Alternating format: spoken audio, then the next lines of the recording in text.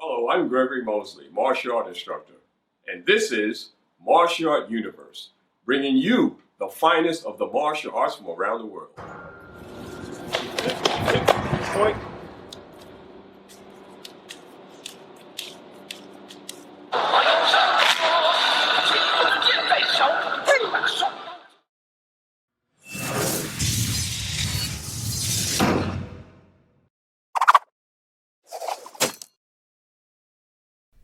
On November 9th, 2019, I attended the Urban Action Showcase and Expo panel discussion Behind the Action Panel, hosted by martial artist and action star Robert Samuels.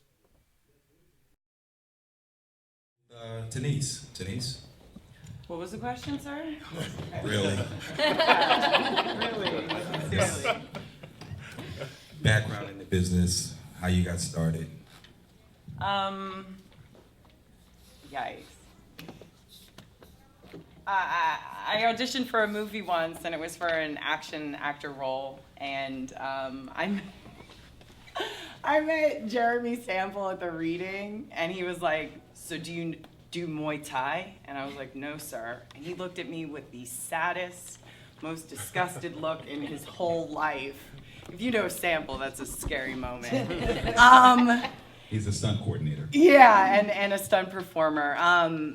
And after that, they were like, well, you could look at videos online. I was like, I think I'm more of like an in-person kind of, I need a trainer.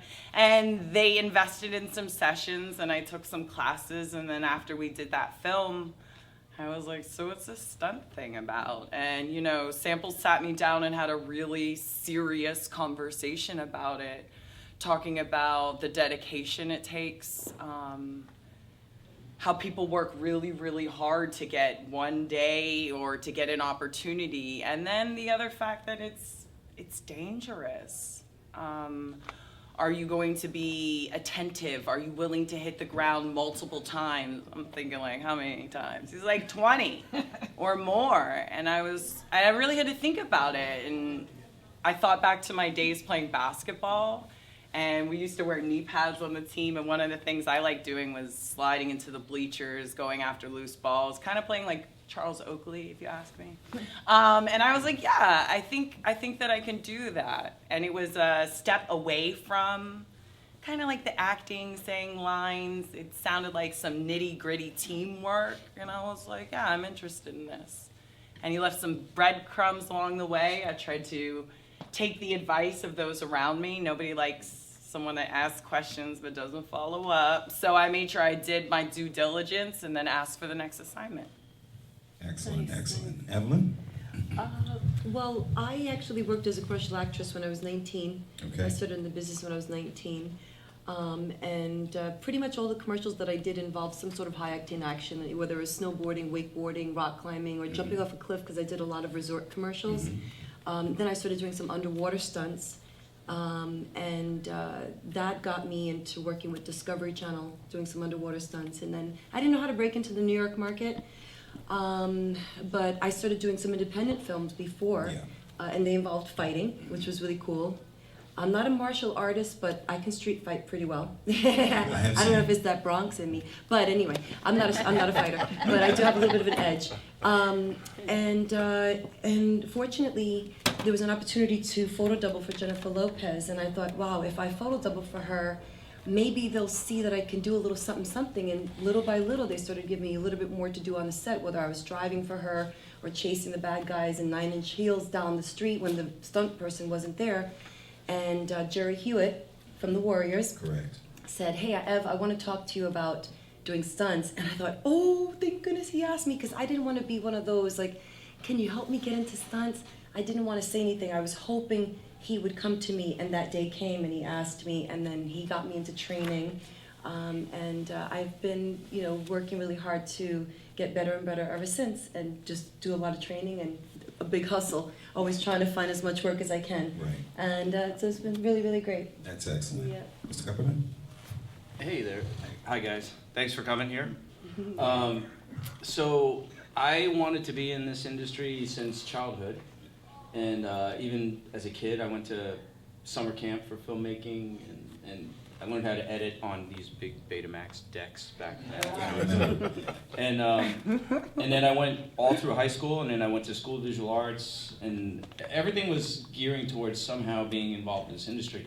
Not in stunts though. I was, like, if you looked at my library when I was a kid, it was all like Rick Baker, behind the scenes, special effects, how to shoot. That was it. You know, I was like Indiana Jones, Star Wars, like all that stuff just inspired me as a kid. Like American Werewolf in London was a huge one. One of my favorites. Oh my God, yeah. So it was great. And then, and my professional life kind of went on a different way after college, like a lot of people. But the one constant from childhood till now has been martial arts. And then YouTube came along in 2006, and I started a channel, and nobody knew what Sambo was. That's the martial art that I do. And I started putting stuff out, and then that brought me back to the industry through not doing stunts, but as a technical advisor. I started working on some shows, and Human Weapon, and Dahani Tackles the Globe, and all these kind of, there was that whole spate of shows where people were traveling around the world and doing martial arts and stuff. And then at the same time, I was producing some independent films, mostly documentaries. And about 5 or 6 years ago, I produced a short, and it was about an underground fight club thing. And we got one of my old students who now fights in the UFC, Al Iaquinta, to be in it. And because he was in it, and he started talking about it on post-fight press conferences and stuff, and then Fox Sports ended up airing our short. And that got the attention of Darren Aronofsky's office, and they were considering making a TV show about MMA, and we had a couple meetings. Show went nowhere, like most things, but at that time they were like, have you considered stunts? Because of the fight that was in it. Right. And in all these years, I was like, wow, I've been doing martial arts my whole years. I've been interested in film my whole life, but I never thought about putting them together. They were, in my mind, they were in two separate boxes. And that was about 5 years ago, and then at that moment, it just clicked, and then I started pursuing this, and the rest is history. Excellent, excellent. Anita? So I started off as an actress, and I was doing a lot of independent films, working, the festival circuit. And one of my friends reached out to me, and she says, listen, one of my actresses quit my project. It's shooting in 2 days. She's getting attacked in her apartment. Do you want to do it? And I said, okay, I'll give it a shot. So that day, I think I got pulled by my hair. I got to kick a guy in the face. I got to turn around, kick a guy again in the face. And by the end of it, I had a bunch of bruises and, elbows and everything. And I just remember being like, this is amazing. And I want to do this.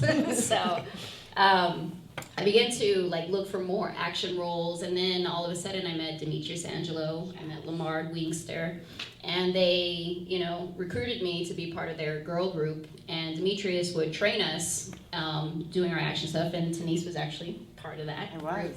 And we would do films for them, and then of course he did the Urban Action Showcase, so we would get featured a lot. And it pretty much just went from there.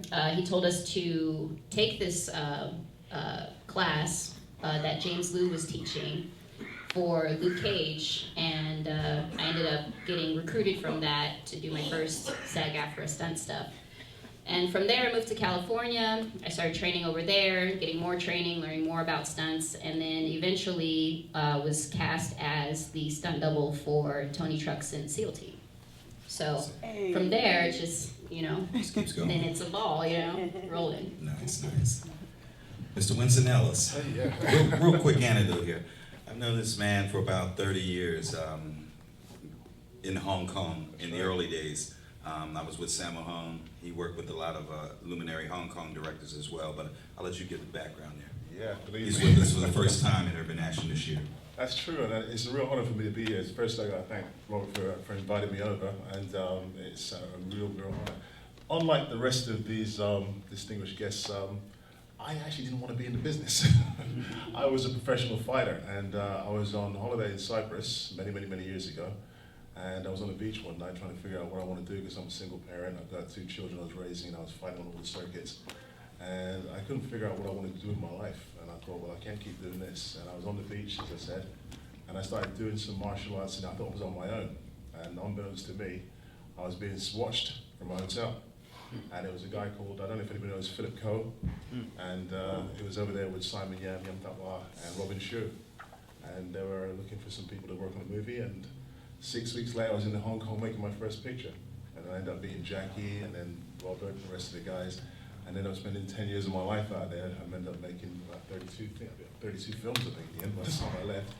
And the last movie I made in Hong Kong was a movie called The Quest with Jean-Claude Van Damme, which both Ron and I went for the same part. Same part, right. He got the role and didn't, but it's all good. So, yeah, so that's how it all started for me, really.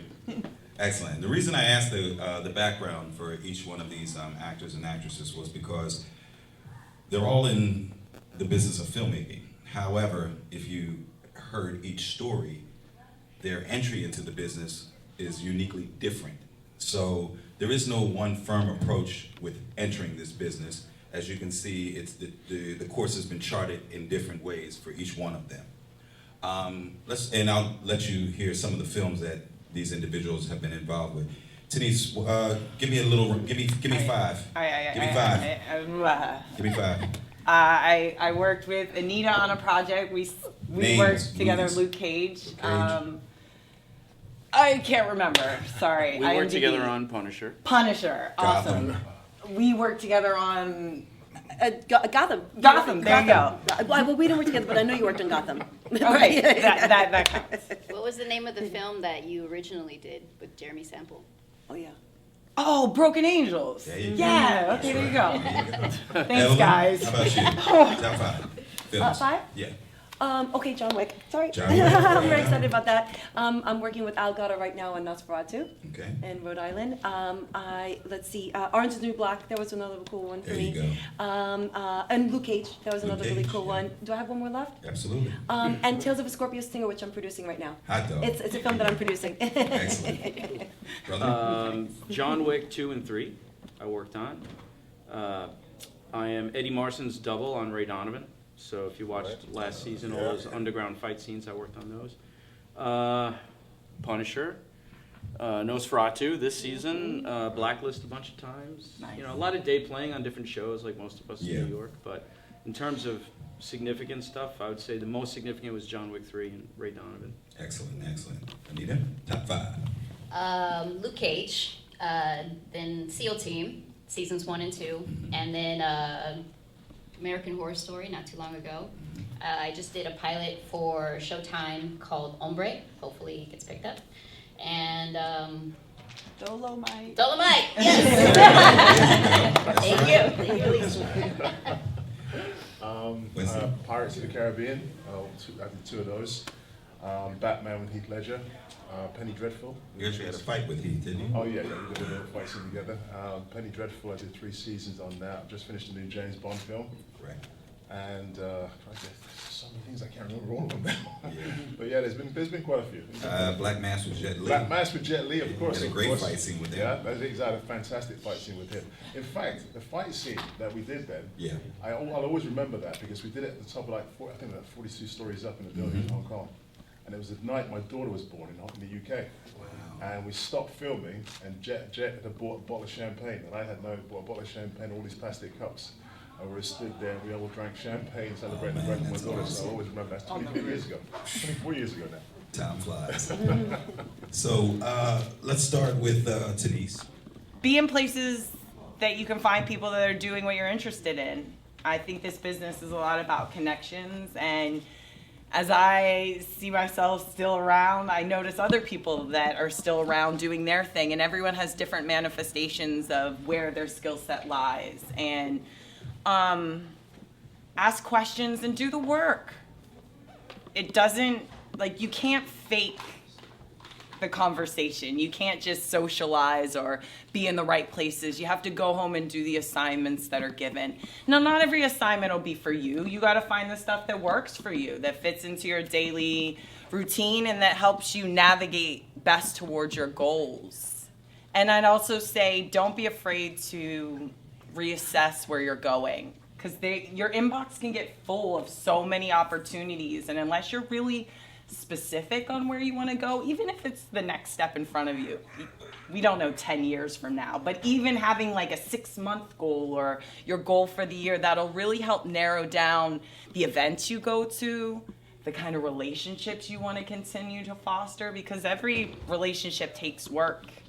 And you want to be able to invest in those, follow up on those, gain the advice, show them that you're doing the work. So they'll be like, all right, cool, we can keep pushing you in a direction, or we can give you advice that, I may have needed in that situation. Excellent. Evelyn? Denise covered a lot, so I'm just going to say, I think what works for me is I try to be kind to other people, and people have shown me a lot of kindness. You never know who you're in the elevator with, which my mom has always told me, you never know who you're in the elevator with. So always be kind, be generous with other people. Most of my friends know that they can call me any time of the day. I'll drop anything that I'm doing. If I'm not on set, I'll find a way to get to a corner and send a text back and say, hey, I'll be right with you. Don't worry, I got you. Show each other support. We're stronger in numbers. And so that's a little piece of advice I'd like to give. Just always look out for each other. Lisa Tate is a fine example of that. She's right here. She was honored yesterday. Everyone give it up for Lisa. We show each other a lot. Call at any time and she'll show you support. Steven's another very supportive person. It's just the way to be. So there you go. Much love to you all. Steven? I don't need this. Yeah, right. Just give it back to me. I would say it's not an easy industry to get into, especially if you want to do stunts. So the most, and you both mentioned this, but it's your network and your ability to build relationships is super important. Most of us don't have agents. We don't, unless we're actors, like specifically. But so everything is about relationships. Do people trust you? Do people know that you can do what you say you can do? Never say you can do something that you can't do, ever. That's super important. You can't fluff up your resume. And usually all of us have had something that got us in the door. Like for me, it was a particular kind of martial art got me in the door. But that doesn't keep you working. That just kind of gets a first look on you. And then there's a lot of people I've spoken to that hit this wall of disappointment. They get their first job and then the phone is silent, Maybe you got in because you were a pro skateboarder and some production needed a skateboarder. Maybe you were a fighter. Maybe you were a rigger, maybe you were this, whatever your skill was that you do better than most people got you in the door, but that's not going to keep you working. So what's going to keep you working is that network that you build and the fact that you're willing to start from scratch and start learning a whole bunch of other skills that you don't have. The more skills you have, the better, and just know that it's a slow burn. It's like you have to be patient and determined, and it's not going to be overnight. And there's a lot of ups and downs, and there's a lot of times where you feel amazing, and there's a lot of times where you feel like complete poop because nobody's calling you, and the director was happy with that, but you could have done it better, and like all these things. It's just a lot of disappointment and a lot of success, and conflicted feelings. But in the long run, it's just an amazing thing. So if you get something, don't try to be like, oh, I didn't deserve this, you will get what you're supposed to get, and you will get the jobs that you're supposed to get. So don't downplay yourself, don't downplay your skills, keep working on your skills. Remember that you should always be your authentic self. Sometimes it feels awkward when you're meeting new people, but, be awkward, it's okay, and that those people are also still working on their careers as well. Even, at the top, they're still working on their careers. So you are right in there with them, and just believe that you deserve to be there. Winston? Right, yeah, I think these guys pretty much covered everything, really. What I would say for me, really, and is believing in yourself. That's number one. Don't come into this industry, this is something the advice I'd give is don't come into this industry if you want to become rich or famous. You have to be passionate, really passionate about it, because you have your ups and your downs. When I was living in Hong Kong, I was one of the only black guys in Hong Kong, so literally I didn't go to castings, I didn't know what casting was. I was at it for 10 years, it was like I get phone calls saying, listen, Jackie wants you on this movie, or Jet wants you on that movie. I was just telling them, that was work. It was simple. I remember when I got back to the UK in '97, and the first casting I went for, was for a Coca-Cola commercial. And I walked into this room and I thought, I got this. And there's like 30 other black guys and they look just like me. And I was like, shit. Now I gotta go to work. Yeah. You know what I mean? So the thing about it is I realized then that you say networking, talking, communicating, getting out there, setting yourself realistic goals. And when you gotta stick to them. You have to really, really stick to them religiously. I started out in this industry right at the bottom, as Bobby will tell you. And 30 years later now, I'm the CEO of my own company. I'm producing a massive documentary now with Arnold Schwarzenegger and Eddie Hall. I've got 5 more movies that I'm executive producer over the next few years. So don't limit yourselves. Believe in yourself, and but set realistic goals, like everybody's been, all the others have said here today. All right, and the bit about lying, I have to contradict you a little bit, because I lied in the beginning too. It's like, they said, Winston, can you ride a horse? When I was in the quest, they Right. said, can you ride a horse? Yeah, I never been on a horse in my life. But man, they brought me this giraffe out, I think, because it was a big thing. I was like, oh my God, I had to learn how to ride a horse pretty quick. But that was back in the old days. Nowadays, you really have to know your craft. It's true, so you have to know your craft these days. Well, again, you worked in a part of the industry that your comrades have not. You Right. worked in the Asian cinema. That's right. And that's a little bit different than Hollywood. It's a little bit, Sure. it's unsafe. Oh, We'll yes. just say that. Very unsafe. That's an understatement. Yeah, it's, the times have changed. So I'm going to ask you one more question, and we're going to open up to the audience because we got about 15 minutes left, okay? Any particular projects outside of the daily jobs that you do, passion projects that you're working on that you would like to talk about, and so that the audience could look forward to seeing some of your work? I believe, Denise? No, Denise doesn't want to go first. Emma? Something I'm working on at the very moment? Yes. That's not in, I'm sorry. my Something, bad. a pet passion project of yours. Oh, well, first and foremost, other than working in the film and television industry, I'm a dog rescuer, and it's my life passion. That's why I gave you the little Thank key. you. I had a very successful summer of rescue. Yes. I love helping rescue animals and people in need. Right. But I'm working Tales of a Scorpio Stinger. Oh, wow. Interesting, yes. That's a passion project of mine, and we're actually done with the first filming for the first episode. It's a SAG project, but we made it a union project, and we're in edit right now. Okay. And I'm pretty excited about that Something one. they can look forward to seeing. Yeah, right? I'm pretty excited about it. It's Okay. called Tales of a Scorpio Stinger. Excellent. Stephen? I'm pretty lucky. I feel like my life is my passion project. Like Excellent. I'm lucky I get to do what I do Gotcha. every day. Like I run a gym, so of course I'm always coaching my guys and training my guys. So really my long-term goal is, or semi-long-term goal is really about finding a balance between still running the gym and working in this business. Anybody who knows, like the last couple of years, I've been working so much more, and then I have to juggle like how to keep that Right. business. So it's really, for me, the big challenge right now is just business planning for the future.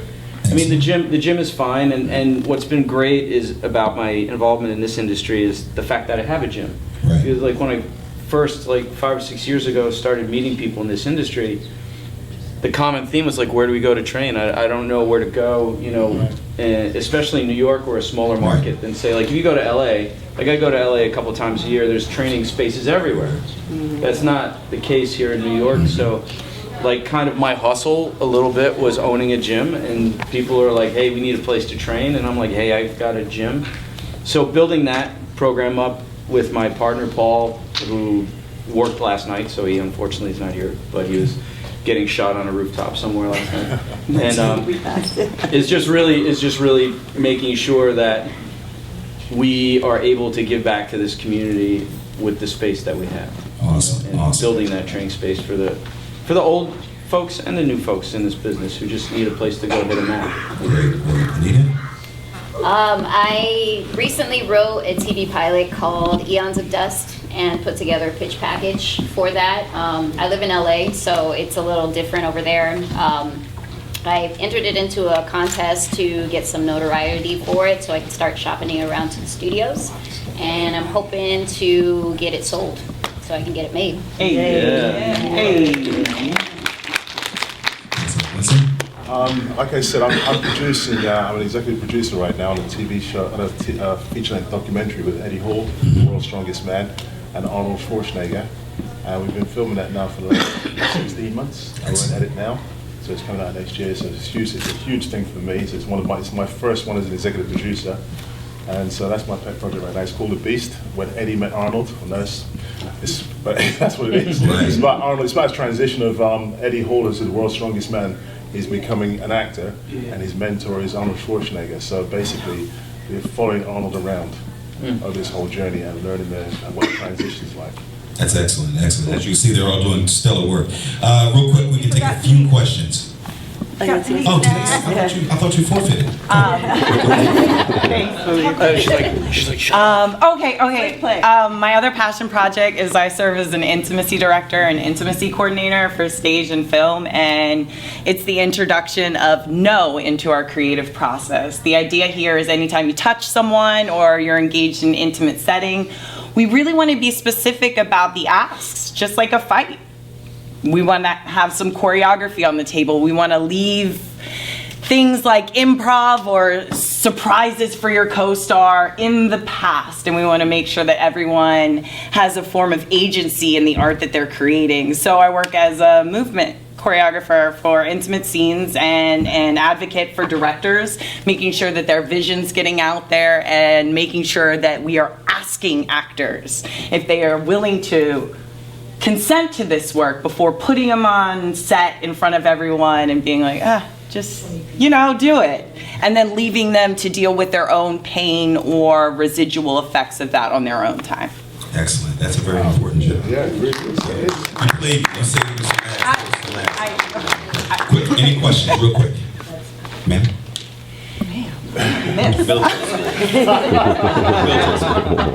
My question is for Winston.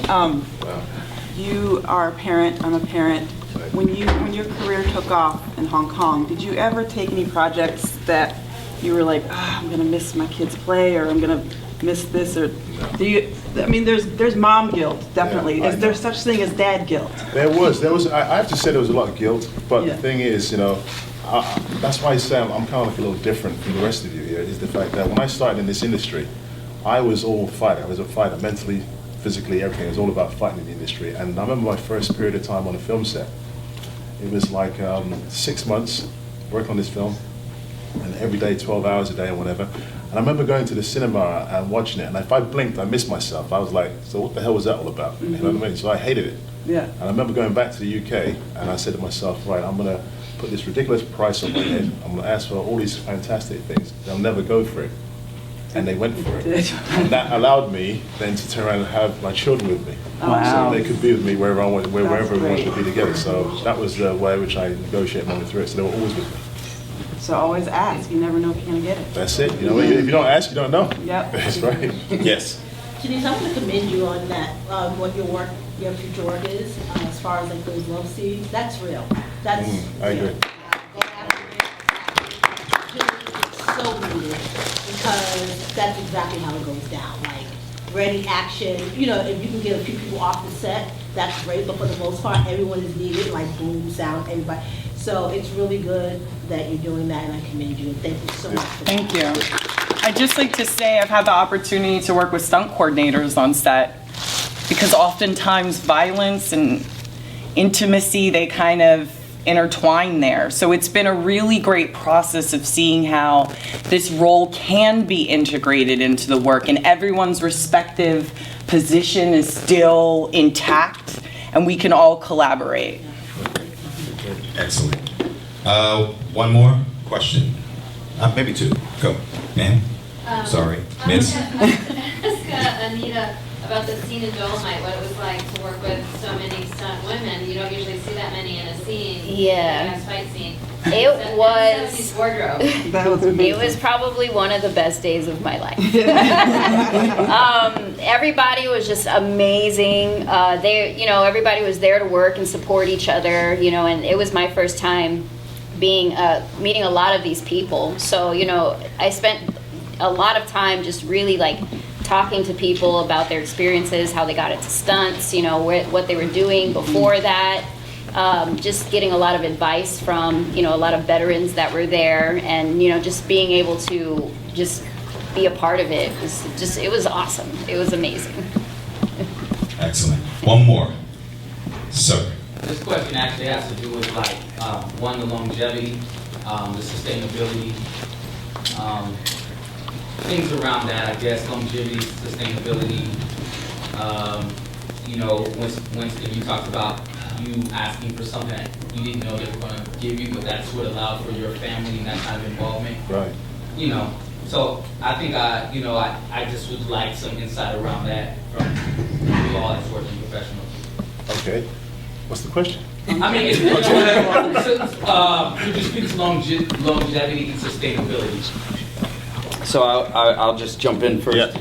Like the sustainability and longevity could cover a lot of, is an umbrella term, I would say, but let's just talk about physical longevity. You have to train your body. You have to constantly, everybody said when you're not working, you got to be training. You know what I mean? Yeah. And it's very easy when you're coming off of like a couple of 12 or 14-hour days and you got a couple of days off to just like, you know, sit on the couch and play Ghost Recon. Like that's what I would like to do. But you got to go to the gym and keep working. You have to be in the best shape that you could be in, because you're not going to be able to fall forever. You're not going to be able to hit the concrete forever, fall downstairs forever, you know, all that kind of stuff. You know, getting pulled on a wire takes a lot out of you. I mean, eventually that starts to break down. So you want to be in the best shape you can possibly be in so you can do that stuff as long as you can. But then you also want to, like I mentioned before, expand your skill set. You know what I mean? Like, say, if you're just a fight guy and you know I'm not going to do this forever, you start developing the skills that will help you stay in the industry longer, like driving.